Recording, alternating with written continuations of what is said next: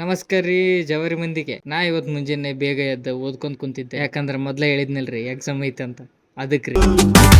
ಬೈಬ್ಯಾಡ್ರಪ್ಪೋ exam ಹಿಂದಿನ ದಿವಸ ಓದ್ತಿವ್ರಪ್ಪೋ. 12 seconds later. ಪಟ್ ರೆಡಿಯಾಗಿ ನಾವ್ ಹೊಂಟಿದ್ದಿರಿ. ಅವಾಗ ನಮ್ಮವ್ವ ಚೊಲೋತ್ನ ಬರ್ದ್ ಬಾ ಅಂತಂದು ಹೇಳಿದ್ರಿ. A few moments later. ನಮ್ಮ ಅಪ್ಪರ್ ಬಂದಿದ್ರಿ ನಮ್ಮ ತಂಗಿನ ಬಸ್ ಸ್ಟ್ಯಾಂಡಿಗೆ ಬಿಡಾಕ್ರಿ. ಪಾಟ್ನಾ ಬಸ್ ಹತ್ತಿ ನಾವ್ ಹೊಂಟಿದ್ವಿ.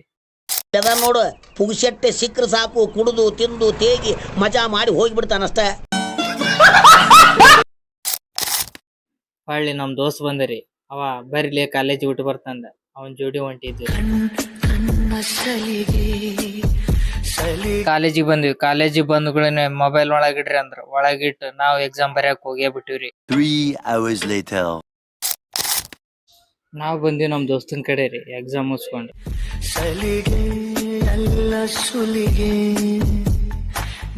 ಬಡತವಿಂದ ದೇಶ ಉದ್ಧಾರ ಆಯ್ತದ.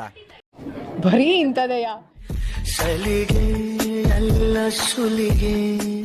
ನಮ್ ದೋಸ್ತರು ಕೂಡ ಟೈಮ್ ಸ್ಪೆಂಡ್ ಮಾಡಿ ಒಳ್ಳೆ ನಾವಂಟೆ ಊರಿಗ್ರಿ.